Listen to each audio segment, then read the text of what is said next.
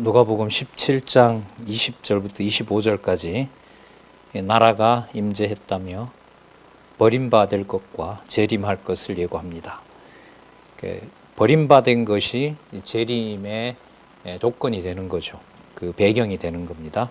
시간적인 시간의 간극이 크지만은 그리스도가 초림으로 이 땅에 오신 사건과 재림 사건과 중간에 벌어지는 사건, 이 사건을 그리스도는 같은 선상에서 지금 말씀을 하고 있고, 왜냐하면 하나님 나라에 속한 사역이기 때문에 그렇습니다. 그 틀에서는 자 보겠습니다.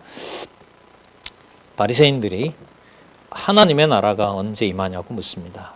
예수께서 가라사대 볼 수 있게 임하는 것이 아니라고 말합니다. 이거는 바로 우리가 보는 그런 눈으로는 볼 수 있는 나라가 아니다는 겁니다. 그렇기 때문에 눈으로 볼 수가 없는데 여기 있다 저기 있다 할 수가 없는 거죠. 그러면 사실은 말씀이 볼 수 있는 것이 아니지만 21절에 너희 안에 있다고 말합니다. 이때 안에 있다는 것은 이제 주석에 보시면 무리 가운데 하나님 나라의 통치자이신 그리스도가 계신다는 것을 증거하는 겁니다. 그래서 지금 당신이 보이게도 하고 보이지 못하게도 하는 그 역사가 바로 심판의 역사다라는 사실을 앞부분에 살펴본 겁니다. 자, 그리고 23절에 보면 저기 있다, 여기 있다 그렇게 사람들이 얘기할 텐데 하나님 나라는 자기가 있는 그곳에서 배우게 되는 거지 어디를 가서 보고 쫓는 것이 아니다. 마치 24절 번개가 하늘 이편에서 번듯하면 저편으로 가는 것처럼 여기 보세요. 인자도 자기 날에 그러하니라. 이럴 때는 이게 이제 재림 얘기로 가는 겁니다. 그러니까 지금 재림하려면 지금 어떻게 가셔야 되는 거잖아요. 가셔야 되는 건데 자기 몸을 내어주시는 거예요. 자기 몸을 왜 내어주시느냐? 하나님 나라의 일을 이 땅에서 완성하셔야 되기 때문에. 그럼 하나님 나라의 일을 완성하시려면 창세기 1장 28절에 약속하신 자손 땅 통치 언약을 모형과 이 땅에 속한 육적인 것이 아니라 신령하고 영적인 것으로 완성하셔야 돼요. 지금도 완성하고 계시고 2000년에 약속하신 대로 지금도 완성하고 계시고 드러내고 계시고 마지막 재림 때 최종적으로 에덴 동산 그 육의 몸으로 보여주신 모든 것을 천년왕국에 일단 완성하시죠. 그리고 에덴 동산을 마치 사단에게 맡긴 것처럼 다시 한번 이 세상 권세에다가 줘버립니다. 그리고 최후 심판을 하시면서 새하늘과 새 땅에 대한 창세전 영원한 계시가 이 피조물하고 일치되는 역사가 일어나는 거죠. 그게 이제 마지막 천년왕국, 마지막 새하늘과 새 땅이라고 할 수 있죠. 거룩한 성 새 예루살렘으로. 자, 그래서 지금 여기에 이방인이 구원받는다는 이 2000년 교회의 역사 지금까지 그 역사가 들어있지 않기 때문에 그리스도의 죽으심과 예루살렘 멸망과 그리스도의 재림은 거의 같이 언급이 됩니다.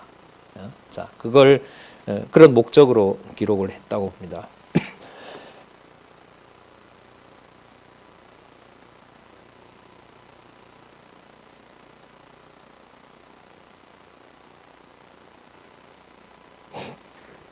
자, 보겠습니다.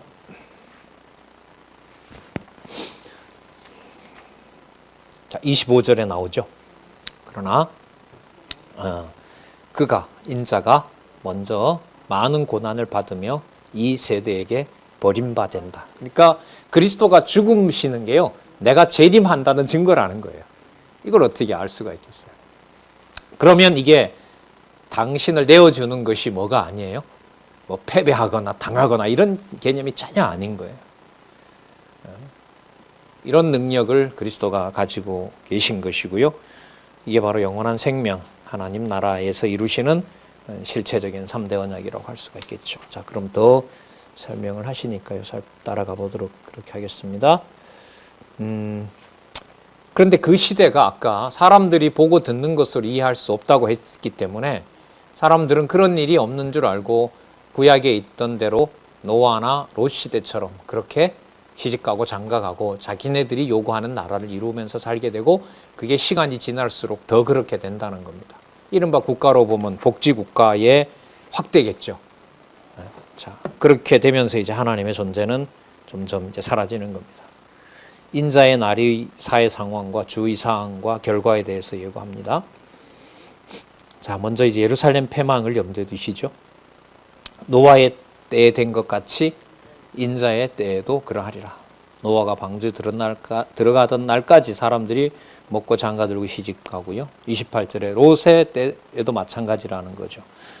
집을 사고 팔고, 그 다음에 29절 소돔에서 나가던 날에 하늘에서 불과 유황이 쏟아졌다고 얘기합니다. 30절 인자에 나타나는 날에도 이러하리라. 자, 31절 자, 이때 그날은 예루살렘 폐망과 연결을 일단 시킵니다. 왜? 당신의 죽음이 곧 뭐니까 예루살렘 폐망의 그 확증이기 때문에. 그러니까 자신의 몸을 내어주는 것이 아까 말씀드렸습니다만 육이 가지고 있는 모든 조건을 이 땅에서 다 끝을 내는 거예요. 이걸로 안 된다는 걸 보여주는 거예요. 그래서 정죄받아서 죽으신 게 아니죠. 그러나 마태복음의 경우로 본다면 그가 죄인으로 어린 양에게 안수해서 죄를 씌운 것처럼 죄인으로서 저주받아 죽는 것으로 보이는 거죠. 그건 제사장직과 관련된 거고요. 지금은 하나님 나라 사역과 관련된 거기 때문에 그것은 당신이 적극적으로 이 일을 심판으로 설명을 하시고 재림으로 완성하신다는 사실과 연관을 시키고 있는 겁니다.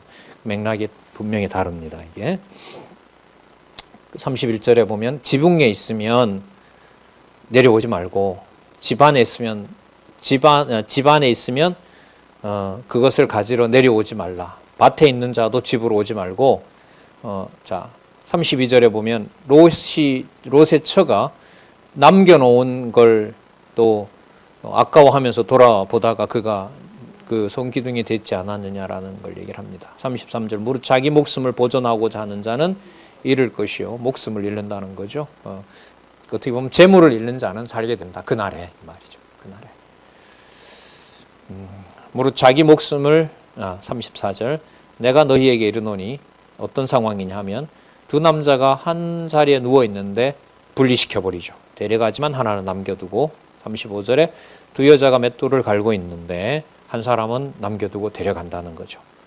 36절은 킹제임스 버전은 두 사람이 밭에서 일을 하는데 한 사람은 데려가고 한 사람은 남겨놓는다. 그게 있다고 이 킹제임스 버전은 가능한 한 없음이라고 해놓은 것을 다 복원을 해놨죠. 그러나 그게 전체 성경 구조에 영향을 주지 않습니다. 그게 들어간 것이냐 아니냐를 두고 정경의 권위를 따지는 것은 제가 볼 땐 소모적이라고 봐요. 37절 저희가 대답하여 가로되 주여 어디입니까? 어디에서 그런 일이 일어납니까? 가라사대 죽음이 있는 곳에는 독수리가 모인다. 로마 군인들이 모여든다는 거죠. 예루살렘 멸망할 때 징조가 일어나게 된다는 겁니다. 자, 그래서 이게 당신이 다시 오시는 증거라는 거죠.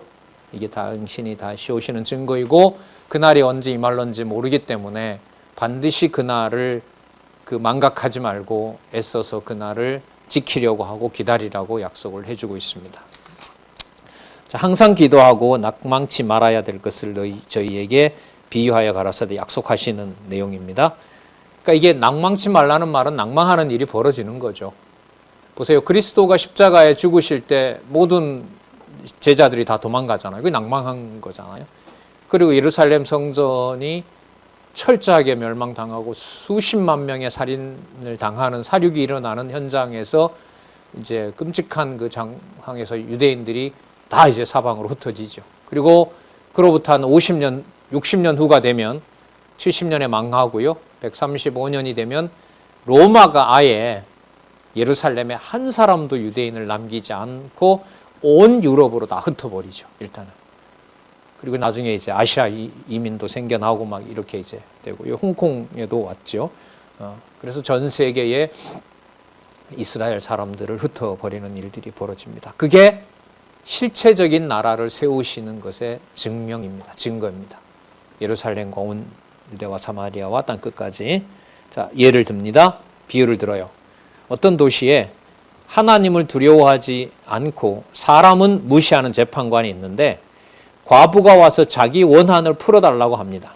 자, 그 재판관이 뭐라고 하냐면 내가 하나님도 두려워하지 않고 사람들은 내가 무시하는데 무시하면서 사는 자인데 5절에 보면 이 과부가 나를 번거롭게 하니 그 원한을 내가 풀어줘야 되겠다. 그럼 맨날 와서 풀어달라고 그 애원을 하고 얼마나 번거로운 일이냐. 자, 6절 볼게요. 주께서 또 가라사대 불의한 재판관의 말한 것을 들으라. 자, 인간적인 그 하나님을 두려워하지 않는 재판관도 그 일을 처리할 수밖에 없는 경우가 있는데 지금 내가 얘기한 것을 왜 이루지 않겠냐는 겁니다. 분명하다는 거죠. 그 약속을 확정하시는 겁니다. 7절 하나님께서 그 밤낮 부르짖는 택하신 자들의 원한을 풀어주지 않겠느냐. 여러분 예루살렘이 그렇게 망할 때 하나님의 이름이고 뭐고 전부 끝장이 나잖아요. 거기에 하나님의 택한 백성이 그럼 여호와는 존재하지 않는 겁니까? 라는 그 원한이 얼마나 큽니까? 그리고 요한계시록에 보면 그 예수님 돌아가시고 승천하신 다음에요. 예수님 승천하신 다음에 아까 60년 동안 예루살렘은 계속 핍박을 받고 로마가 통제하고 133년, 135년에는 다 흩어놓는다 그랬잖아요. 그리고 그리고 그 주위에 있는 이방인들에게 맡기게 되고 바로 그곳이 나중에 모슬렘에 의해서 점령을 당하게 되고 그래서 아시는 것처럼 중세기에 그걸 뺏으려고 십자군 전쟁이 지금부터 1000년 전에 200년에 걸쳐서 일어나고 이제 그런 역사가 있거든요.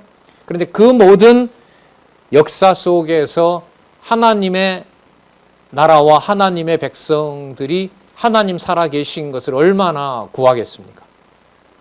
요한계시록에 아까 말씀드린 대로요. 순교자들이 그런 하나님의 교회가 철저하게 유린당하고 환난당하는 것을 못 견디잖아요. 그래서 계시록 6장에 나오죠. 그만하시면 안 되냐고. 이제는 하나님 백성들의 신원, 그 신원이라는 게 이게 왕한테 어떤 이 억울한 점을 얘기하는 거잖아요. 그걸 좀 풀어주면 안 되냐고 얘기를 합니다. 예수님도 얘기하셨잖아요. 얼마나 그 무서운 교회에 대한 탄압을 풀어달라고 강구하겠습니까? 마치 일제시대 때 해방을 강구했던 것처럼 부산밖에 안 남았을 때 수백 명의 목회자들이 자신들이 회개하면서 신사참배했던 것을 회개하면서 제발 좀 살려달라고 애원하잖아요. 예. 그로부터 이제 인천상륙작전이 일어납니다만 어쨌든 그 애타게 원하는 바로 그 기도를 그리스도가 일어난다고 지금 약속을 하는 겁니다. 그 말은 교회에 감당할 수 없는, 인간적으로는 감당할 수 없는 환란이 몰아닥친다는 거죠. 그래서 요한계시록이 95년경에 기록되니까요. 100여 년 정도로 본다면 그때부터 100여 년 정도면 200년, 300년, 380년.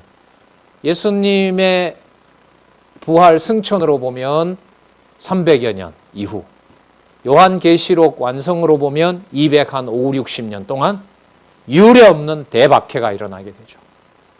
그래서 우리 선배들이 보셨던 그 카타콤 있잖아요. 지하실로 파 들어가는 바로 지하교회가 생겨나는 겁니다. 무덤이자 동시에 교회. 무덤과 교회가 공존하는 바로 그 로마 인근에 있는 바로 그 카타콤이 거기서 생겨나는 겁니다. 그게 이제 수백 년 동안 지속되는 거고요. 그 역사를 지금 예수님께서 예고하고 계시는데 그게 무슨 증거라는 거예요? 내가 꼭 오는 증거라는 거예요. 그러니까 하나님의 이름이 없어지는데 그게 내가 올 증거라는 거예요. 그러면 이걸 무슨 개념으로 설명할 수밖에 없느냐?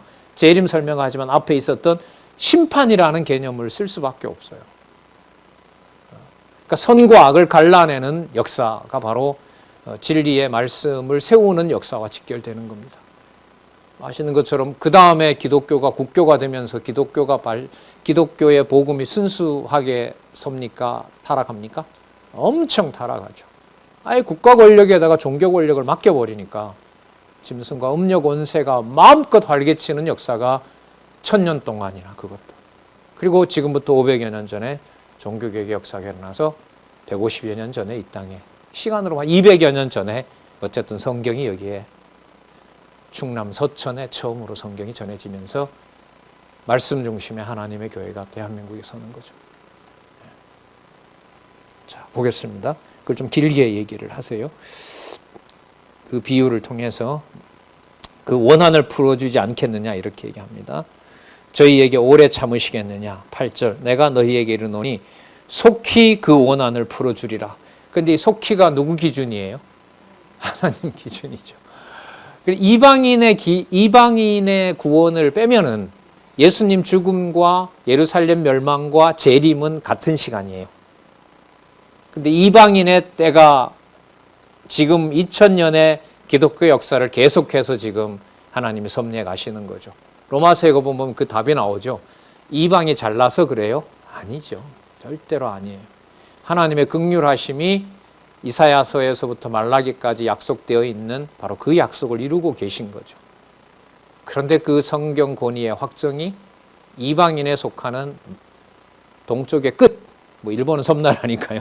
육지로 보면 끝에 있는 나라에서 땅 끝에서 확정되면서 그게 다시 돌아서 서쪽으로 가는 역사가 일어나고 있는 시대에 우리가 살고 있는 거예요. 자, 속히 그 원한을 풀어주리라. 그러나 인자가 올 때에 세상에 믿음을 보겠느냐. 믿음이 없다는 거죠. 그러니까 그 원한을 풀어달라고 하는 자도 없고 원한을 풀어달라고 하는 얘기가 나오지도 못할 정도로 요한계시록에 보면 모든 음료와 짐승 권세가 통제하고 있는 거죠. 그러니까 교회를 하나님의 교회에 대해서 전면적인 무력화 일들이 앞으로 벌어지는 거죠. 그 사회복지국가가 되면 신이 점점 필요할까요? 필요 없어질까요? 필요 없어지죠. 노인복지관이 번성해서 여기에서 의료기관까지 다 만들어진 것으로 되면 명분은 진리의 말씀을 전하는 일이 되는 거지만 하나님께서 그걸 세속적인 일로 본다면은 그 하나님의 일이 결국 사람들의 복지 쪽으로 사람들이 편한 쪽으로 가게 되면서 누구의 존재는 말은 모여서 경건회도 하고 한다고 하지만 실질적인 내용에서는 하나님의 존재는 점점 합니까? 없어질 수 있는 거죠. 사람이 얼마나 이기적입니까? 그죠?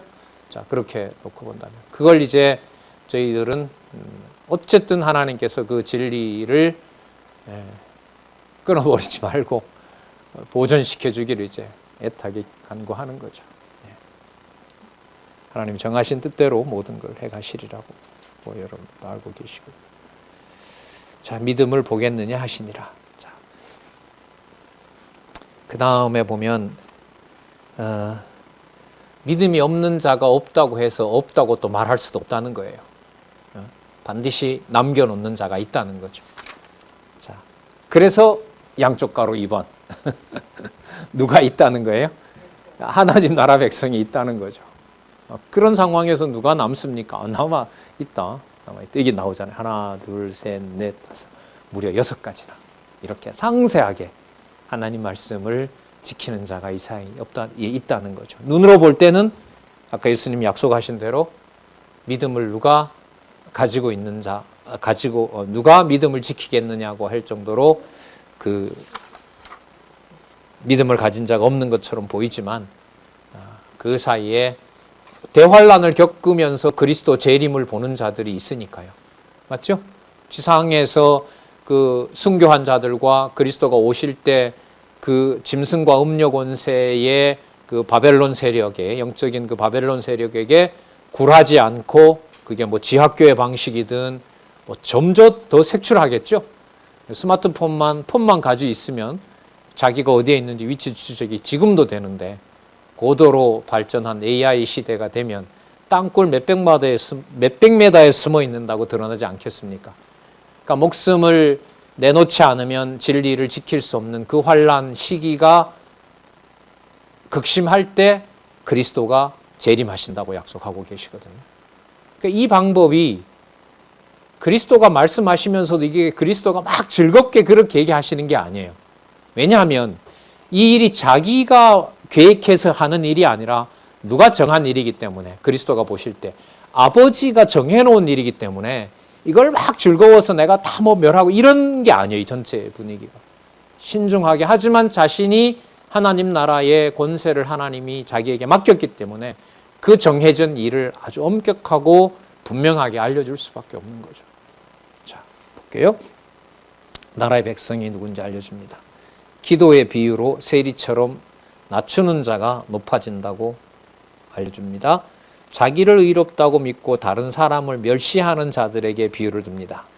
자, 10절에 두 사람이 기도하러 가는데 하나는 바리새인이고 하나는 세리다. 바리새인은 서서 하나님, 저는 토색 불의 간음하지 않았습니다. 그리고 세리와 같이 밥을 먹지도 않았고 나는 일주일에 2번씩 금식하고 11조도 꼬박꼬박 드립니다. 자, 전형적인 바로 종교인들이고 하나님 여호와를 섬기는 자로 보이는 자들이겠죠. 13절 세리는 멀리 서서 감히 눈을 들어 하늘을 우러러보지도 못하고 다만 가슴을 치며 가로되 하나님이여 불쌍히 여기옵소서 나는 죄인이로소이다 하였느니라. 내가 너희에게 이르노니 이 사람이 그러니까 세리가 이 사람이 저 사람보다 의롭다 하고 집에 내려갔느니라. 무릇 자기를 높이는 자는 낮아지고 자기를 낮추는 자는 높아지리라. 너희들은 그렇게 애를 써라가 아니라 그런 자를 내가 정해 놓았다는 겁니다. 바로 그가 하나님 나라의 백성이라는 사실을 알려줍니다. 그 예가 다음에 나오는 어린아이와 삭개오 예입니다. 그러니까 누가 생각하는 이른바 보편적이고 정상적인 그 종교인이 아니죠. 우리가 생각하는 그런 게 아니죠. 먼저 어린아이처럼 영접해야 하나님 나라에 들어갑니다. 그러니까 여기서 말하는 어린아이는요, 어린아이가 아니에요. 그러니까 배척당하는 그런 어린아이들 경우가 된다는 거예요, 이게. 아셨어요? 자, 사람들이 예수님께서 만져주심을 바라고 자기 아이들을 데려오니까 제자들이 꾸짖습니다. 그랬더니 예수님께서 아이들을 불러서 어린아이들이 내게 오는 것을 용납하고 금하지 말라. 왜냐하면은요, 하나님 나라가 이런 자의 것이니라. 그러니까 배척당하는 자들이 하나님 나라에 어울리는 자들이고 하나님 나라 백성이다라는 겁니다. 그들이 전부 하나님 백성이다 이게 아니에요. 그러니까 사람들이 생각하는 의인이라고 하는 자가 아니라 뭐 당하는 자가 버림받는 자, 버려진 자, 그 자들이 바로 하나님 백성들이다. 그러니까 이 말은 그런 자리로 가라 이게 아니라 하나님께서 준비해 놓은 하나님의 백성은 율법으로 자신들이 의인이라고 하는 그런 자가 될 수가 없다. 하나님 나라에 자기 의를 세우는 자는 받아들일 수가 없다. 자, 그런 이제 심판의 연장선상에서 말씀을 하는 겁니다. 이런 자의 것이니라. 내가 진실로 너에게 이르노니 누구든지 하나님 나라를 어린아이와 같이, 지금 여기 보면 배척당하는 어린아이인 거죠. 그러니까 누가 보더라도 죄인으로 보이는, 그리고 죄인임을 고백하고 어떤 얼굴도 들 수 없는 바로 그 자들, 이 좀 영적인 얘기인 거죠. 어느 경우에라도 하나님의 구원이 없으면 살아갈 수 없는 자들, 바로 그들이 하나님 나라에 합한 자들이다.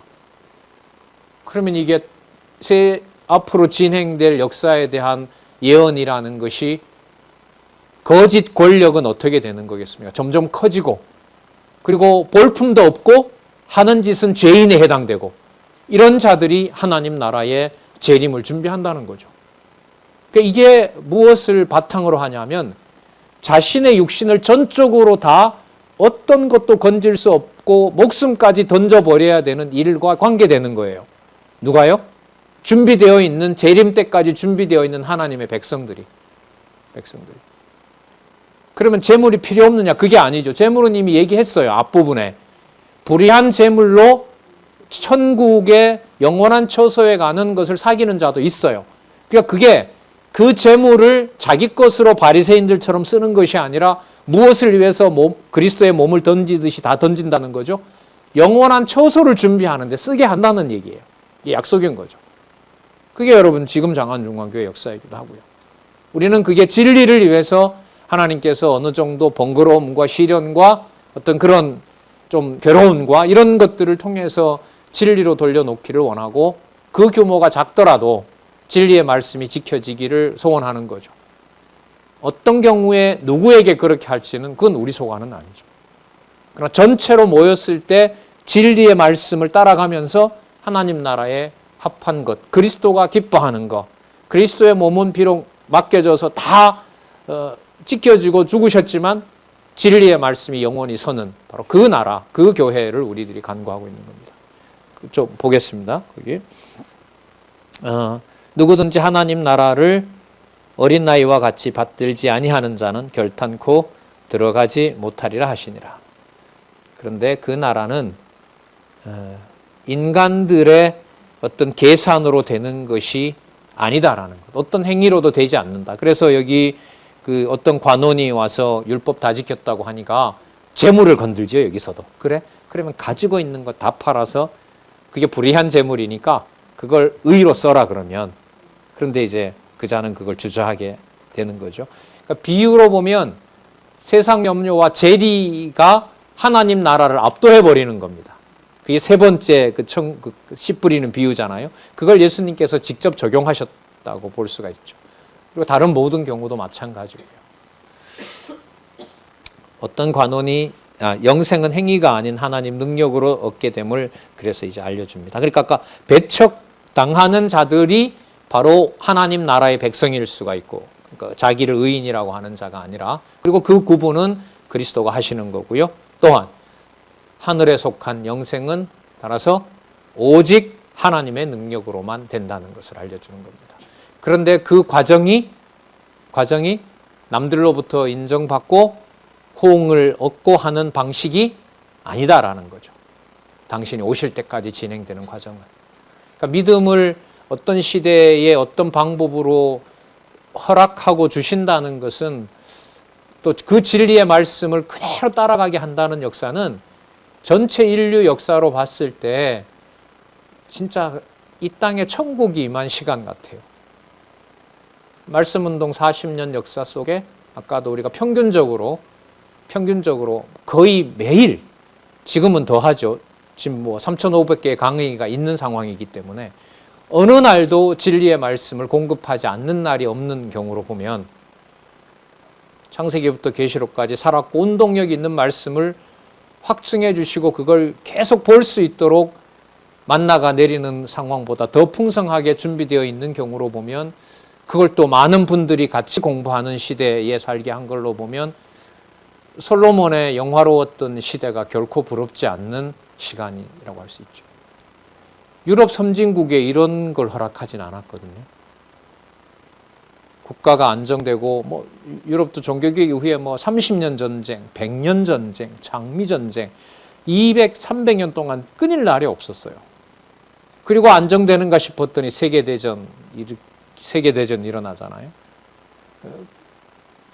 그렇게 보면 지금 창세기부터 계시록까지 전적으로 성경이 절대 진리이다라는 것을 확증해 주시고, 그 사이에서 전쟁 없이 큰 어떤 어려움이 아니라 상상할 수 없는 부의 축적, 그리고 많은 동력자들, 그리고 정보통신혁명으로 이런 공간에 이렇게 수천 개의 강의가 단 몇 초 안에 볼 수 있는 이런 진리의 보고는 없었다는 거죠. 전 지방에서 대학 다녔는데 방학이 오기를 기다려요. 왜? 지방에 책이 없을 수 있으니까. 국회 도서관이나 서울 오면 아는 분 얘기해서 그 책을 볼 수 있는 거죠. 외국 가서 사올 수도 없고 그런 상황이었단 말이죠. 이건 지금은 몇 초 안에 다 해결될 수 있잖아요. 자, 어떤 관원이 물어가로되 선한 선생님, 무엇을 하여야 영생을 얻습니까? 예수님께서 하나님 한 분 외에는 선한 이가 없다. 나를 선하다고 하지 말라. 모든 영광은 아버지께. 이 일이 아버지께 영광이. 그래서 여러분 누가복음에 하나님께 영광이라는 말이 가장 많이 나옵니다. 실제로 구문도 그래요. 하나님께 영광. 영광 자체라는 말은 요한복음이 제일 많이 나와요. 그러나 하나님께 영광이라는 말은 잘 아시는 말씀 있잖아요. 누가복음 2장에 예수님 탄생할 때 주로 사용하는 구절 있잖아요. 하늘에서는 하나님께 영광이요, 땅에서는 기뻐하심을 입은 사람들 중에 평화로다. 거기서부터 시작하는 그 하나님께 대한 영광이 누가복음 사역의 바탕이 되고 있다는 걸 알 수가 있습니다. 자, 하나님 한 분 외에 선한 이가 없느니라. 자, 그리고 계명, 간음하지 말라, 살인하지 말라, 도둑질하지 말라, 거짓 증거하지 말라, 내 부모 공경하라. 자, 여짜오되 이건 제가 다 지켰습니다. 22절 예수께서 이 말을 들으시고 이르시되 내가 오히려 한 가지 부족한 것이 있다. 내게 있는 것을 다 팔아 가난한 자들에게 나눠줘라. 그래야 하늘에 있는 보화가 내게 있느니라. 하나님과 재물은 겸하여 섬길 수 없거든요. 예수님의 기준으로는 그 재물은 반드시 탕자처럼 돌아오게 하거나 불의한 청지기처럼 천국을 쓰는데 천국 친구를 사귀는데 쓸 때 정당한 거예요. 나머지는 다 악한 재물인 거죠. 그런데 지금 이 찾아온 관원에게는 그야말로 테스트하는 거고 지금 내용으로 보면 그것 때문에 이제 근심하고 돌아가게 되는 심판을 하시는 거잖아요. 그 사람이 큰 부자인 거로 이 말씀을 듣고 심히 근심하더라. 그러니까 하나님과 재물 사이에서 갈등을 겪도록 하는 겁니다. 밥만 팔라 하면 참 좋았을 텐데, 그죠? 다 판다라는 말은 이게 무슨 카드죠? 이게 하나님 자녀로 부르려는 사건이 아니라 이건 버리는 거죠. 여러분 나중에 삭개오가 다 팔았게요? 아니면 반만 팔았게요? 뒤에 보면 삭개오는 다 팔라고 안 해요. 삭개오 입에서 제가 반 팔아서 뭐 이렇게 나올 거예요 아마.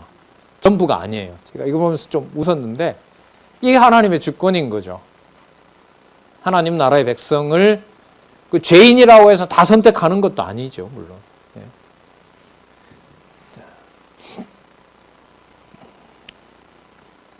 24절 예수께서 저를 보시고 가라사대 재산이 있는 자는, 여러분 이게 사본에 보면 단수입니다. 그러니까 누구 가르치는 거예요?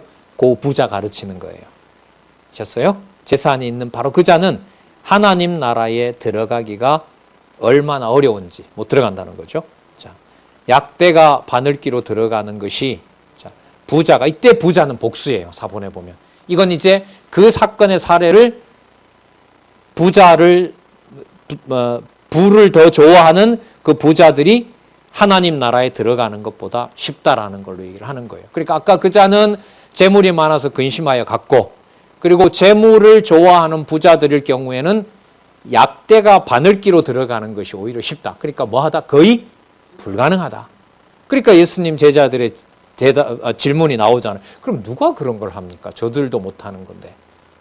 여러분들 제가 신약 그 강의를 들었을 때 당시 부는 하나님의 축복의 상징입니다. 유대인들에게 있어서는. 그러니까 유대인들 사이에서 부자가 비난받는 건 아니에요. 당시 문화가. 그런데 누가 와서 이 틀을 바꿔버려요? 예수님께서 와서 그 모든 문화적인 것을 근본에서부터 갈아엎어버리는 거예요. 그러니까 이거 얼마나 인간적으로 견디기가 힘들어요.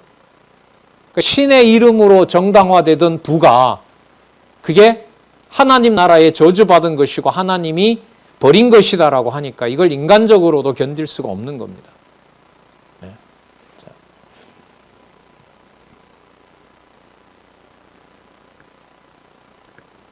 27절입니다. 가라사대 무릇 26절 듣는 자들이 가로되 그런즉 누가 구원을 얻을 수 있습니까?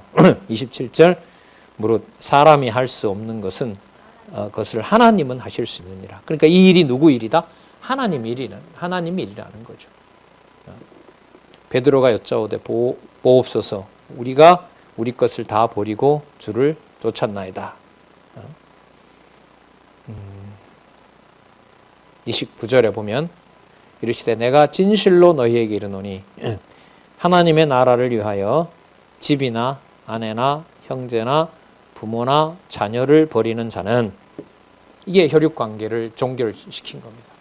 그러니까 이런 조건을 가지고 있기 때문에 하나님 나라의 백성이 된다는 것을 그리스도가 부정해버리는 겁니다. 부정해버린단 말은 이런 조건이 하나님 나라의 하나님의 백성으로 될 수 있도록 내가 안내하지 않으면, 내가 통치하고 내가 지배하지 않으면은, 그리고 그 속에 세리도 들어오고 병신들도 들어오고 저는 자들도 들어오고 누가 보더라도 저주받았다고 하는 문둥병자도 들어오고, 이 모든 것은 오직 누가 할 수 있는 일이다? 하나님이 하실 수 있는 일이다. 그 일을 내가 이 땅에 와서 하나님 나라 사역으로 하고 있는 것이다. 이게 지금 그리스도가 보여주고 있는 거죠. 자, 부모나 자녀를 버린 자는 금세에 있어 열배를 받고 내세에 무엇을? 영생을 받지 못할 자가 없느니라. 영생을 받는다는 거죠. 그러니까 지금은 이게 어떤 육적으로 누굴 버리고 이런 문제가 아닌 거예요. 그러니까 육적인 관계에서 신령한 하나님의 자녀가 된다는 말은 육적인 관계 위에 누구의 자녀라고 하는 것을 하나님께서 확증해 주셔야 되죠. 하나님의 자녀라는 사실을 확증해 주셔야 되죠.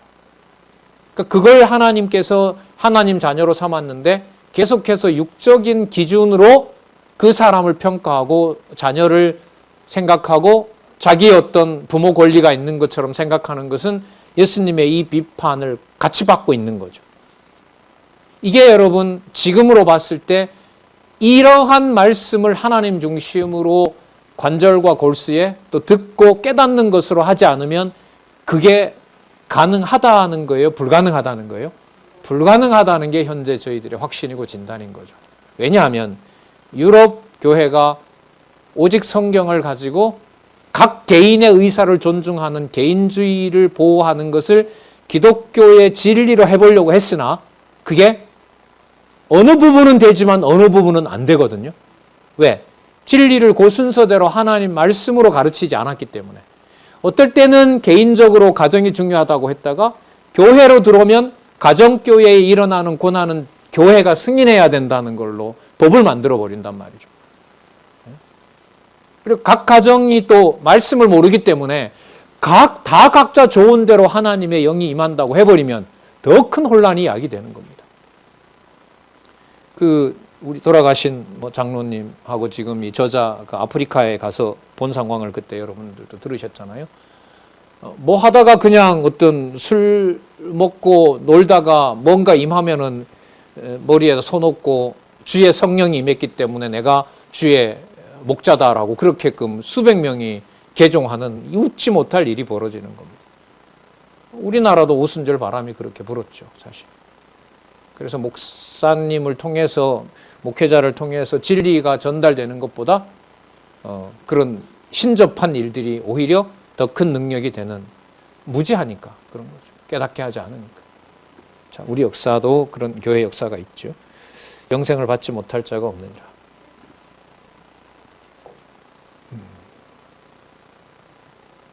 그 다음 내용에 보시면은요, 집이나 아내나 형제나 부모나 자녀를 버린다는 것이 육적인 어떤 조건으로, 육신의 조건으로 하나님 나라의 백성이 된다는 것에 바탕이 될 수 있다, 없다?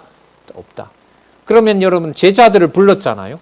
제자로 불러서 옆에 두는 것만으로도 하나님 나라의 백성이 자동으로 될까요? 아니면 그마저도 하나님께서 진리의 말씀으로 또 그리스도를 통하여 철저하게 주관하고 통치해 주셔야 될까요? 후자이죠. 그게 그 다음에 나와요. 그래서 대비를 어떻게 시키냐면 제자들은 책망하는데 소경에겐 믿음을 줘요. 그게 그 다음 사건입니다. 볼까요? 선지자의 예언이 응하게 될 인자를 믿는 소경을 구합니다. 제자들에게는 보여주지 않고. 그러니까 제자들이 버린다 이 말이 아니라 하나님 자녀가 되는 그 일이, 그 심판이 전적으로 누구에게 있다? 하나님에게 있는데 육신이 가지고 있는 아까 부모 형제 나왔잖아요. 또 아브라함의 혈통이라는 거 아까 미리 나왔잖아요.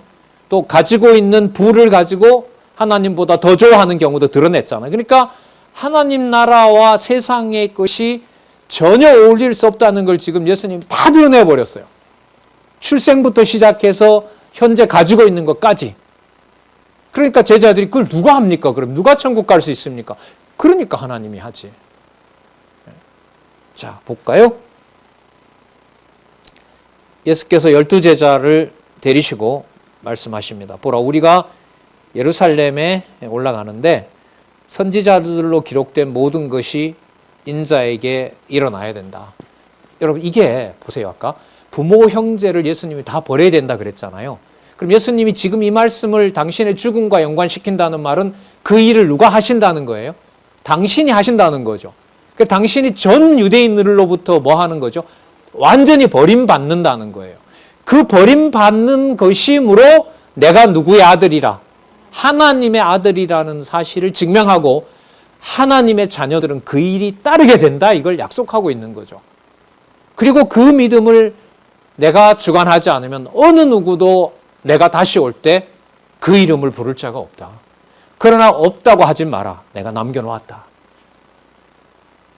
이 사이에 여러분 무엇을 생각하면 되냐면, 아까 말씀드린 대로 40년 동안 거의 매일, 그리고 만들어 놓은 창고는 수천 개의 진리로 안내하는 자료들, 그리고 그 모든 것들도 옆에 있고 눈으로 볼 수 있다고 해서 내가 마음대로 갖다 쓸 수 있도록 하지 않게 하신 사건.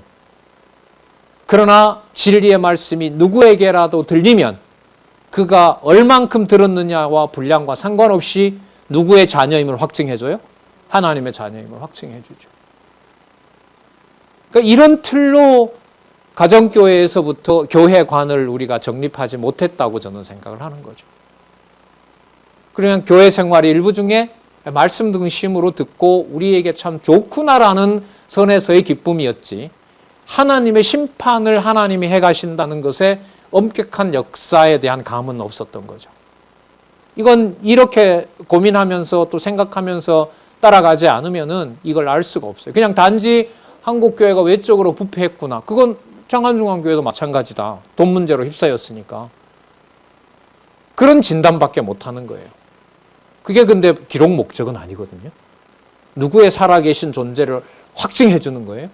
하나님 나라가 임했으니까 하나님 나라, 하나님의 존재와 그리스도의 교회에 대한 절대적 권한, 이걸 확증해 주는 거기 때문에 그거는 아무리 봐도 이 성경신학으로 확증한 창세기부터 계시록까지의 모든 권위가 확인되지 않으면 제가 볼 때는 불가능하다고 봅니다. 그러나 그 방식은 다릅니다. 전체를 본다는 게 수만 가지 정보를 가진다는 것, 그걸 하고 일치시킬 수는 없어요. 자, 볼게요. 아까 집, 가족 모든 걸 다 버린다고 했는데 그 얘기가 자신에게 일단 성취된다는 걸 얘기해 주세요. 22절, 인자가 이방인들에게 넘기고 희롱을 받고 능욕을 받고 침뱉음을 받겠으며 저희는 채찍질하고 죽일 것이나 저는 3일 만에 살아나리라. 이게 죽는 게 아니다는 겁니다. 제자들이 이것을 하나도 깨닫지 못하였으니 그 말씀이 뭐했다? 감추었다. 저희가 그 이르신 바를 그래서 알지 못했어요. 그러면 무엇을 깨닫지 못하게 해서 넘어뜨려 버린 거예요? 하나님의 말씀을 깨닫지 못하게 해서 넘어뜨려 버린 거죠. 그래서 제자들을 버렸다 이게 아니라 진리의 말씀을 귀 있는 자가 듣게 해서 깨닫게 하는 고난이 심판주고 나중에 재림할 심판주인 전적으로 당신의 사역에 있다는 거예요. 하나님 나라 사역에 있다는 사실을 여기서 또 한 번 우리가 확인할 수가 있습니다. 그런데 이 사건이 대비가 돼요. 35절에 보면 제자들에게는 하나도 깨닫지 못하게 했는데 소경에게는 37절에 저희가 나사렛 예수께서 지나신다 하니 소경이 외쳐서 가로되 다윗의 자손 예수여 나를 불쌍히 여기소서 하거늘 자 꾸짖지어 잠잠하라고 그랬더니 더 심히 소리 지릅니다. 다윗의 자손이여 나를 불쌍히 여기소서 그럽니다. 예수께서 머물러 서서 명하여 데려오라. 그리고 물어 가로되 무엇을 하여 주기를 원하느냐? 보기를 원합니다. 42절 예수께서 저에게 이르시되 그래 자 봐라 내 믿음이 너를 구원하였느니라 합니다. 그러니까 대비를 시키잖아요. 육적으로 가장 친하다고 생각하는 제자들은 전혀 깨닫지 못하게 하고 하나님께 벌을 받아 소경됐다고 여기는 자에게는 아브라함의 자손이라는 걸 확인해 주고, 그러니까 사람의 생각으로 하나님 나라의 재림을 사람이 판단할 수가 있겠어요? 예상할 수가 있겠습니까? 전혀 없는 겁니다. 그러나 없다고도 할 수 없는 것이 누구를 불러서 믿음을 주는 것처럼 소경을 불러서 믿음을 확증해 주는 능력의 역사도 있기 때문에 함부로 또 모른다라고도 말할 수가 없는 겁니다. 없다라고도 말할 수가 없고요. 자, 보아라 내 믿음이 너를 구원하였느니라 하심에 43절 곧 보게 되어 또 나옵니다. 누구에게 영광을 돌리며 하나님께 영광을 돌리며 예수를 쫓으니 이게 여러분 여호와 계시에 대한 하나님의 5가지 속성을 찬양하는 거죠.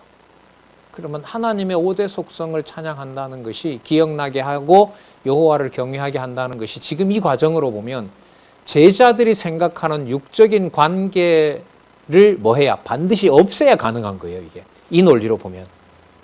그러면 가정교회가 전적으로 하나님의 속성을 찬양하게 하는 걸로 보면 예외겠어요? 그런 논리가 적용이 되겠어요? 그런 논리가 적용이 되죠. 그러니까 이제 크게 보면 그 말씀대로 따라가지 않는 상황도 어떻게 보면 답답함이 먼저 생긴 거고, 인간적으로.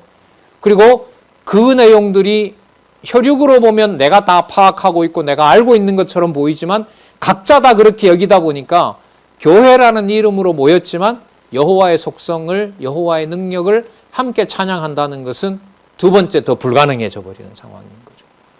그러니까 이걸 누가 모아주셔야 되냐는 겁니다. 유럽 교회는 보란 듯이 보여줬거든요. 안 되잖아요. 가족들이 서로 존중하고 개인적이고 뭐 하다 다 와해돼 버렸거든요. 구심점이 없으니까. 이게 이제 저는 이 교회 동력자 협회의 이 말씀운동 40년 역사에서 그 말씀으로 말씀이 이루어지신다고 약속을 하셨으니까 그 일이 솔로몬의 제국보다가 비교할 수 없는, 글쎄요, 모르겠습니다. 지금 상황으로 보면 대한민국의 부는 어쨌든 보장된 시간을 지금 살고 있잖아요. 언제 끝이 날지 안 날지는 모르겠습니다만은, 그러면 그 부가 천국 영원한 처소에 하나님 자녀를 사귀는 일로 하나님께서 얼마나 보여주실지 아슬아슬하게. 왜냐하면 그 부가 진행되면 진행될수록 우리가 익히 알고 있는 것처럼 하나님보다가 어떤 일락으로 갈 확률이 거의 100%이기 때문에 그걸 하나님이 얼마만큼 조절하시면서 허락할 것인지 그게 이제 궁금하기도 하고, 그렇게 버리지 않기를 또 간구하고 그렇게 사는 거죠. 자, 하나님께 영광을 돌리며 예수를 좇으니 백성이 다 이를 보고 하나님을 찬양하니라. 그러니까 하나님 나라 사역으로 예수가 그리스도이심을 통하여 이 소경이 얘기했던 대로 예수 그리스도로 말미암아 하나님께 영광을 돌리는 요 순서가 성경 신학을 통해서 여호와 계시를 확인하고 여호와를 경외하는, 하나님의 속성을 찬양하는 그 단계하고 똑같은 거죠. 그 길을 말씀하시는 과정에 쳐낼 자를 확실하고 매몰차게 잘라버리는 거고, 자신의 몸을 맡기시는 것처럼 육신의 조건에서 하나님 나라 이루실 것을 아까 부자까지도 재물과 함께 버리는 것처럼 어떤 것도 남기지 않는 오직 하나님 나라의 본질적인 것, 그야말로 순수한 것, 이게 말씀으로만 된다는 사실을 우리는 여기서 확인할 수 있죠. 여러분, 이 과정을 이렇게 따라가야 이런 고민을 해요. 그렇지 않습니까? 그럼 제가 말씀 없이 제가 이런 생각한다고 얘기하면 여러분들 짜증나죠. 저도 하면 할수록 불안하고 이게 내 말인 건지 성경에 이런 건지 자기가 하면서도 자기가 모르죠. 몇 가지 가진 것으로 안다는 걸로 전제를 하면, 그러면 이게 말씀 권위가 뭔지 보세요. 따라가게 하면서 거기에 하나님 중심과 인간 중심을 말씀이 뭐 합니까? 관절과 골수를 찔러 쪼개는 거예요. 근데 그게 공급이 안 되면은 살 수가 없는 것처럼, 만나 공급이 없으면 광야 생활에서 죽는 것처럼 생명의 말씀으로 일용할 양식으로 채워줄 때 그 일이 벌어지는 거죠. 그러나 우리의 육신의 소욕과 사단은 그만 됐다. 목회할 것도 아닌데. 그 말은 지난번에 말씀드린 것처럼 뭐 오늘 충분히 먹고 내일까지 양식을 안 먹어도 되는 그런 어리석음하고 똑같은 논리인 거죠. 자, 이 예를 보더라도, 소경을 고친 예로 보더라도 충분히 납득이 되는데, 이번에는 세리장, 그야말로 죄인 중에 제일이잖아. 세리도 아닌 세리의 장이니까 얼마나 이게 이제 유대인들로 봤을 때는 없애버리고 싶은 자죠. 로마의 앞잡이인 거고. 자, 예수께서 이제 여리고에 가십니다. 삭개오라는 이름을 가진 자가 세리장이고, 2절에 보면 부자라고 나오죠. 자, 근데 예수님이 누군가 싶어서 그 나무에 올라갑니다. 그리고 예수님이 지나갑니다.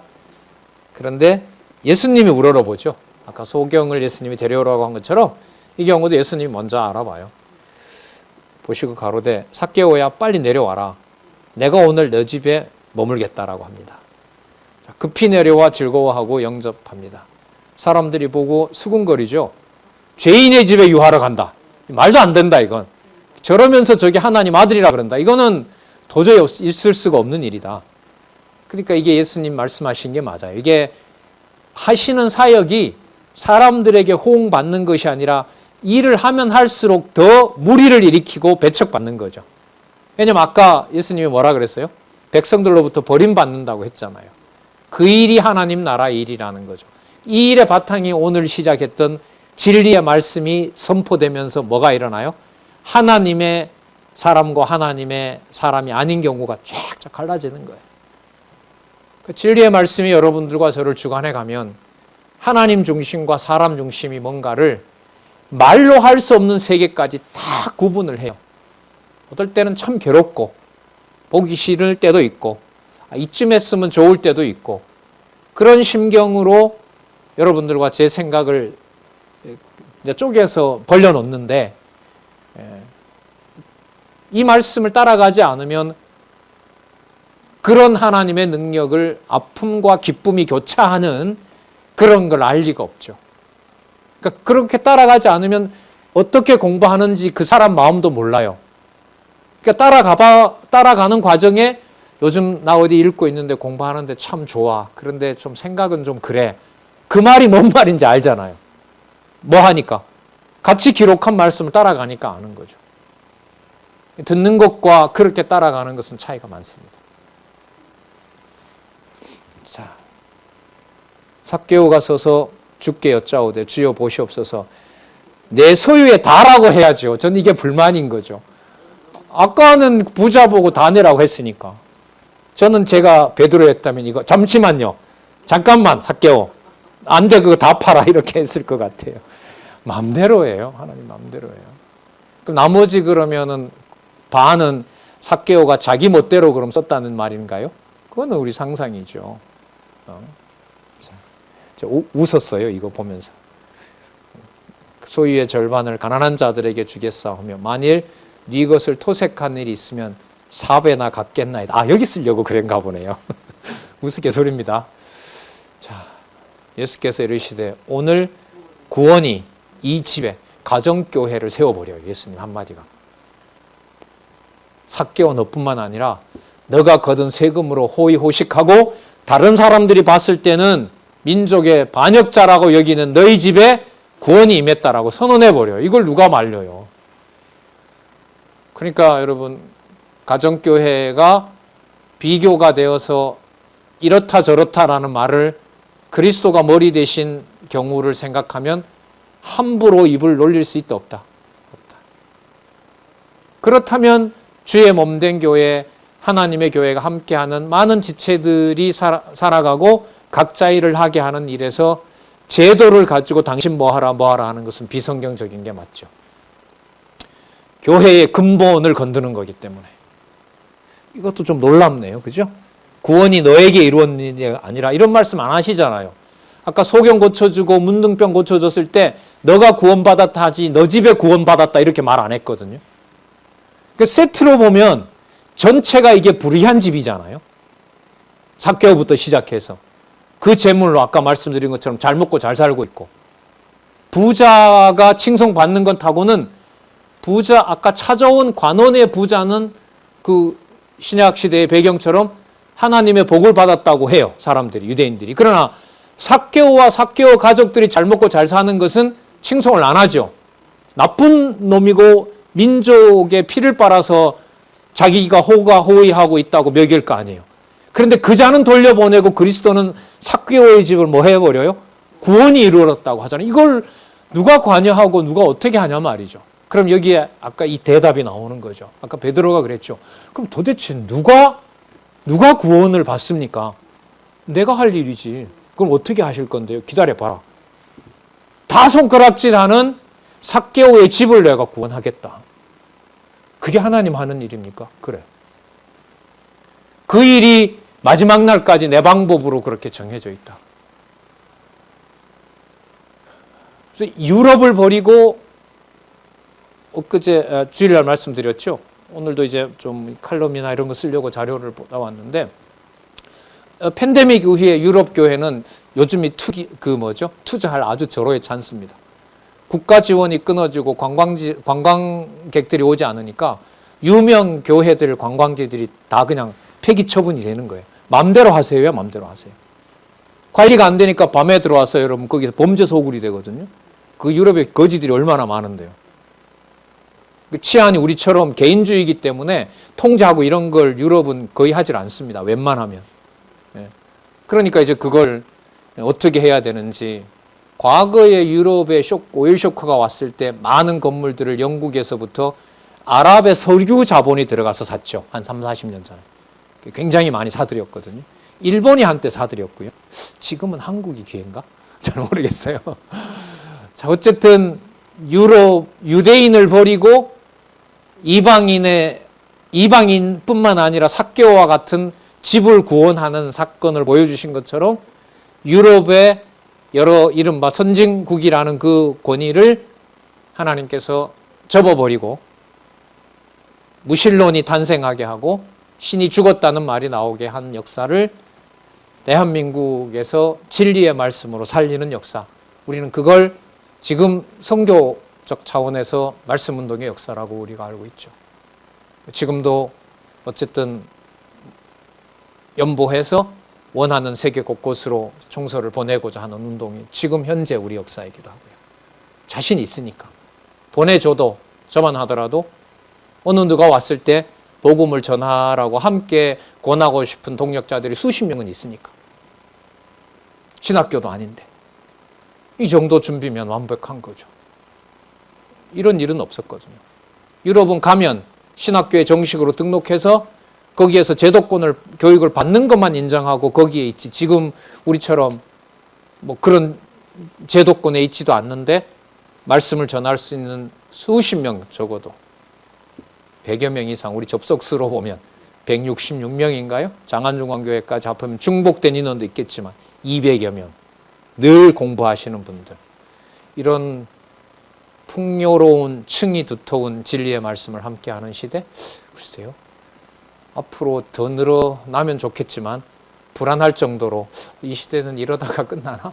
이런 쓸데없는, 오히려 너무 좋아서 걱정이 되는.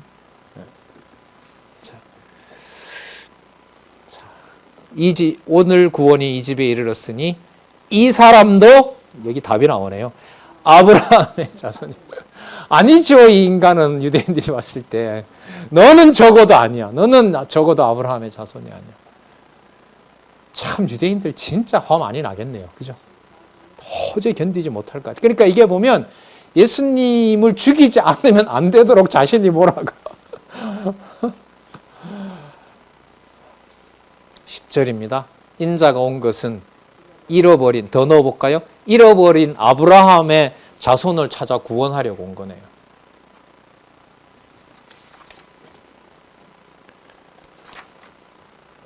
자, 이 비유도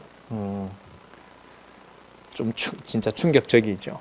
자, 그러면서 그렇게 할 뿐만 아니라 삭개오 같은 세리장을 구원을 시키고 그 자가 그 불의한 재물로 또 조금 받았다고 생각하는 자들도 차등 없이 전부 하나님 나라의 일을 할 것이라는 사실을 알려주는 게 그 다음 문화를 맡기는 비유로 하나님 나라의 합한 자라는 사실을 알려줍니다. 어디죠? 여기. 요거죠. 문화를 맡기는 비유로 하나님 나라의 합한 자라는 사실을 알려줍니다. 지금 이쯤 되면 누가 가진 재물인지, 얼마를 가지고 있는지, 그거는 더 이상 문제가 안 돼요. 왜? 아까도 얘기했던 것처럼 제자들이 믿음 주세요라고 했는데 그 믿음을 얼마만큼 줬는지 따지지 말고, 베드로 자기는 많이 가졌고 요한은 적게 받아, 그런 따지지 말고 각자에게 맡겨준 대로 하나님한테 소임을 다하고 그게 자기 것이 아니라고 나중에는 너 참 잘했다라고 할 때 뭐라고요? 맞죠? 잘했지요. 이게 아니라 무슨 종이다? 무익한 종이다라고 얘기했던 것처럼 삭개오의 재물이든 또 과부의 동전, 구리 동전에 해당하든 상관없이 각자 모두에게 하나님 나라의 일을 할 수 있도록 하나님께서 맡겨놓았다. 각자 자기가 받은 뭐가 있는 거죠? 지분이 있는 거죠. 그게 예수님은 무엇을 말씀하면서 시작했죠? 형제나 가족관계나 아브라함의 혈육이나 그 다음에 종교적인 권위나 그런 것들을 전부 뭐 했어요? 다 파괴시키면서 바로 말씀으로 그 말씀을 받는 자, 예수를 그리스도로 믿는 자가 그 일을 할 수 있는 유일한 배경이고 조건이 된다는 사실을 여기서 지금 확정을 해주고 계시는 겁니다.